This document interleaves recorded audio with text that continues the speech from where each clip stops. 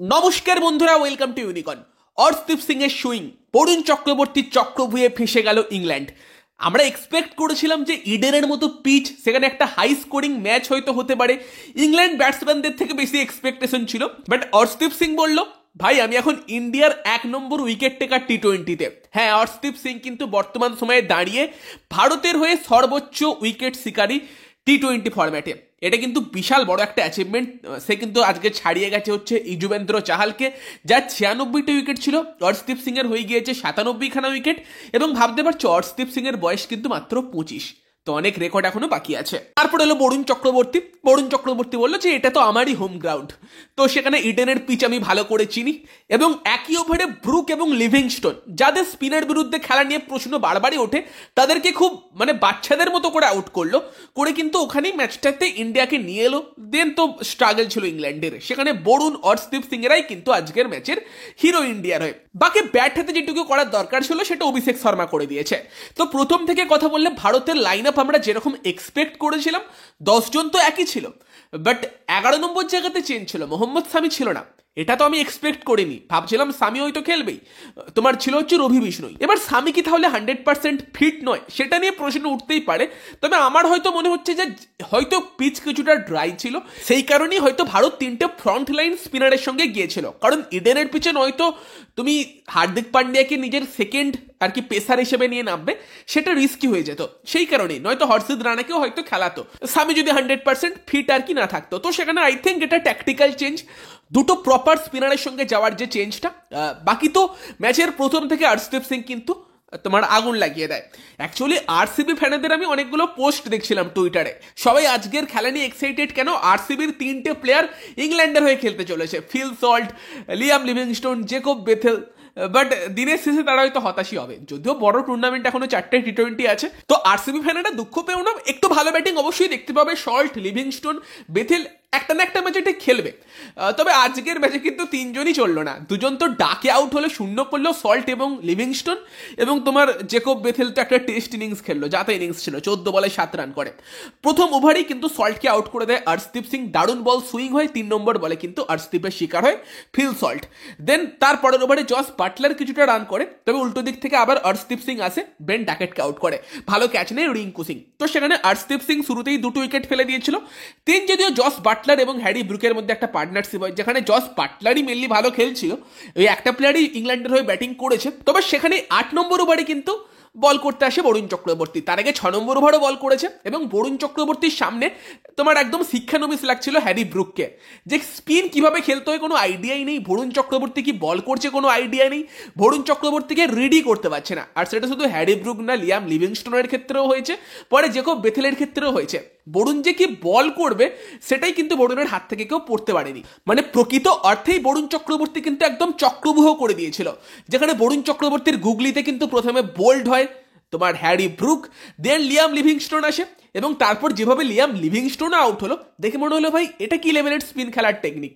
সেখানে কিন্তু একদমই তোমার বরুণ চক্রবর্তীর এগেনস্টে কমফোর্টেবল লাগেনি ইংল্যান্ডের ব্যাটসম্যানদের। পরবর্তীকালে এসে জেকব বেথেলও কিন্তু রীতিমতো স্ট্রাগল করে, এবং অলমোস্ট জেকব বেথেলকে কিন্তু বরুণ চক্রবর্তী স্টাম্প আউট করে দিয়েছিল।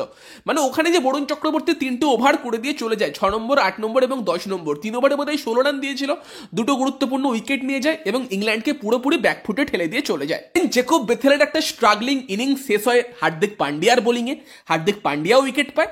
তারপর অক্ষর প্যাটেল আসে এবং অক্ষর প্যাটেলও কিন্তু 2টো উইকেট নিয়ে চলে যায়। জেমি ওভারটনকে আউট করে, নীতিশ রেড্ডি ক্যাচ নেয়, গাস অ্যাটকিনসনকে আউট করে, যেখানে কিন্তু সঞ্জু স্যামসন তাকে স্টাম্প আউট করে। পরবর্তীকালে 17 নম্বর ওভারে আবার বরুণ চক্রবর্তী আসে এবং এসে কিন্তু গুরুত্বপূর্ণ আরো একটা উইকেট, যেই একমাত্র প্লেয়ার ব্যাট করছিল, যে থাকলে হয়তো ইংল্যান্ড 150ও করতে পারত, জস দ্য বস বাটলার, তাকে আউট করে। 44 বলে 68 রান বরুণ চক্রবর্তীর বলেই কিন্তু জস বাটলার আউট হয়। আরো একটা ভালো ক্যাচ নীতিশ রেড্ডির। তো সেখানে ভারতের বরুণ চক্রবর্তী, অক্ষর প্যাটেল বা অর্শদীপ সিংদের ভালো বোলিং এর পাশাপাশি যে জিনিসটার প্রশংসা করবো সেটা হচ্ছে ফিল্ডিং। ফিল্ডিং কিন্তু খুব সুন্দর ছিল, বিশেষ করে রিঙ্কু সিং এবং নীতিশ কুমার রেড্ডির। নীতিশ কুমার রেড্ডি কিছু ভালো বাউন্ডারি শেপ করেছে। এবং যদি এই ক্যাচটা দেখো, জস বাটলারের ক্যাচটা প্রথমে একটুখানি জাজ করতে ভুল করেছিল, দেন গিয়ে যে ক্যাচটা নিল, ব্রিলিয়ান্ট ক্যাচিং। নীতিশ কুমার রেড্ডি ফিল্ডে ব্রিলিয়ান্ট, এবং তার সঙ্গে সঙ্গে তোমার রিঙ্কু সিংও ভালো ফিল্ডিং করেছে। যে ডাকেটের ক্যাচটা নিল দেখে তো খুবই ইজি মনে হলো, বাট ভালো ফিল্ডিং। অন্য কোনো ফিল্ডার হলে হয়তো ক্যাচটা অতটা ইজিলি নিতে পারতো না। রিঙ্কু তো ভালো ফিল্ডার আমরা জানি। আর উল্টো দিক থেকে নীতিশ কুমার রেড্ডি যদি শিবম দুবে টাইপের প্লেয়ারের আগে বেশি সুযোগ পায়, এটাও কিন্তু একটা কারণ যে ফিল্ডিংয়ে কিন্তু অনেকটা বেটার নীতিশ কুমার রেড্ডির মতো প্লেয়ার। তো সব মিলিয়ে যাহোক মাহক করে ইংল্যান্ড 132 রানে পৌঁছয় এবং ভারতের যেরকম ব্যাটিং লাইন আপ আছে ইডেনের পিছে 132 করে, না ভাই কোনোভাবেই ইংল্যান্ড এই ম্যাচটা জিততে পারতো না বিশাল কিছু দুরন্ত বোলিং না করলে। আর ইংল্যান্ডের কাছে ওই লেভেলের স্পিনারও ছিল না। আদিল রশিদ ছিল এক্সপিরিয়েন্স স্পিনার, তবে গেম চেঞ্জার নয়। ইংল্যান্ডকে যদি এই ম্যাচ জিততে হতো একদম শুরু থেকে উইকেট নিতে হতো, মানে একদম প্রথম দিকে ইন্ডিয়ার দুজন ওপেনার তিলক ভার্মা, সূর্যকুমার যাদব প্রত্যেককে তাড়াতাড়ি আউট করতে হতো।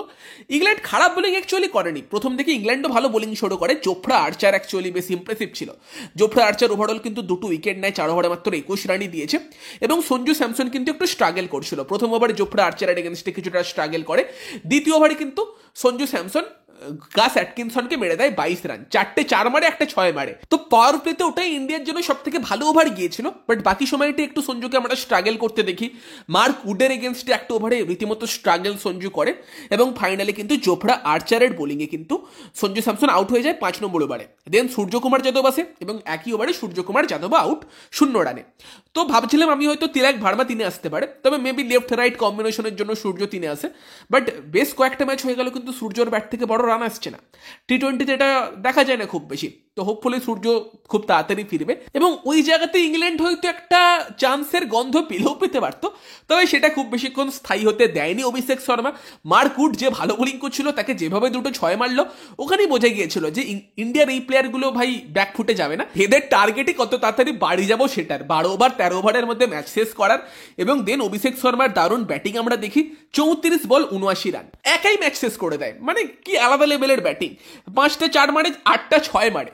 এবং সেই জায়গাতে যেভাবে মার্ক উডকে 6গুলো মারলো ভাই, থাপ্পড়ের মতো লাগছিল। এবং দেখো ইংল্যান্ডের বোলিং খারাপ নয়, ভালো বোলিং। আর ইডেনের এই পিচটাও কিন্তু একদম রোড পিচ না, বল ভালোই ব্যাটে আসছিল বাট একটু স্টিকি ছিল। তবে তারপরে Abhishek Sharma top class batting করে, দারুণ ব্যাটিং করে এবং একাই ম্যাচ শেষ করে দেয়। উল্টো দিকে তিলক ভার্মা ছিল, তিলক ভার্মা তো মানে রানে বলে খেলছিল। যখন অভিষেক শর্মা বোধহয় আউট হলো আদিল রশিদের বলে, তিলক ভার্মা 14 বলে 14 না 13 বলে 13 এরকম কিছু ব্যাটিং করছিল। মানে একা অভিষেক শর্মাই উল্টো দিক থেকে ম্যাচ ফিনিশ করে দেয়। তো সেখানে বোলিংয়ে ভারতের হিরো অর্শদীপ সিং বা বরুণ চক্রবর্তী ছিল, ব্যাটিংয়ে ছিল কিন্তু অভিষেক শর্মা। এবং লাস্ট অব্দি তোমার হার্দিক পান্ডিয়া, তিলক ভার্মা নট আউট থাকে এবং তোমার অলমোস্ট 7 ওভারেরও বেশি, 7 ওভার 1 বল বাকি থাকতেই ইন্ডিয়া কিন্তু ম্যাচ জিতে যায়। একটা বড় জয় দিয়ে কিন্তু ইন্ডিয়া শুরু করলো ইংল্যান্ডের এগেনস্টে টি20 সিরিজ। ইডেনে দারুণ জয়, গৌতম গম্ভীরের জয়। তো গৌতম গম্ভীর ইডেনের পিচ, ইডেনের কন্ডিশন খুব ভালো করে চেনে এবং ইডেনে এসেই কিন্তু গৌতম গম্ভীর জয়ের রাস্তায় ফিরল। এবং গৌতম গম্ভীর যখন এই টি20 টিমটার কোচ হয়ে আছে, সূর্যকুমার যাদবের সঙ্গে তার কম্বিনেশন, কত ইনভলভমেন্ট আমরা দেখতে পাচ্ছি, তাই নয় কি? বারবার তার সঙ্গে কথা বলছে, সিগন্যাল পাঠাচ্ছে যে অর্শদীপ সিংকে দিয়ে 3 নম্বর ওভার বল করাও, হার্দিকের সঙ্গে কথা বলছে, কত সুন্দর কম্বিনেশনটা ফিট করছে। এবং গম্ভীর যখন এই টিমের কোচ, টিম খুব ভালোভাবে জিতছেও। কেন জানে না রোহিত শর্মার সঙ্গে গম্ভীরের সেই কম্বিনেশন ফিট করছে না, ইগোর লড়াই কিনা সেই ব্যাপার কিনা। হোপফুলি চ্যাম্পিয়ন্স ট্রফিতে সেটা ক্লিক করলেই ভালো। বাট ফার্স্ট টি20 ম্যাচ কিন্তু ইন্ডিয়া খুব ইজিলি জিতে শুরু করলো। তো তোমাদের মতামত জানিও আজকের ম্যাচ নিয়ে। অর্শদীপ সিং এর বোলিং, বরুণ চক্রবর্তীর স্পিনের চক্রব্যূহ বা পরের দিকে অভিষেক শর্মার ব্যাটিং নিয়ে তোমাদের কি বক্তব্য? কার খেলা তোমাদের সব থেকে ভালো লেগেছে কমেন্টে জানিও। ভিডিওটা ভালো লাগলে ভিডিওটাকে লাইক করে দিও, শেয়ার করে দিও। আমাদের চ্যানেলে প্রথমবার এলে আমাদের চ্যানেলটিকে সাবস্ক্রাইব করে তার পাশের বেল আইকনটাকে অন করে দিও। তো চলো গাইস, এই ভিডিওতে এই পর্যন্তই। Bye bye.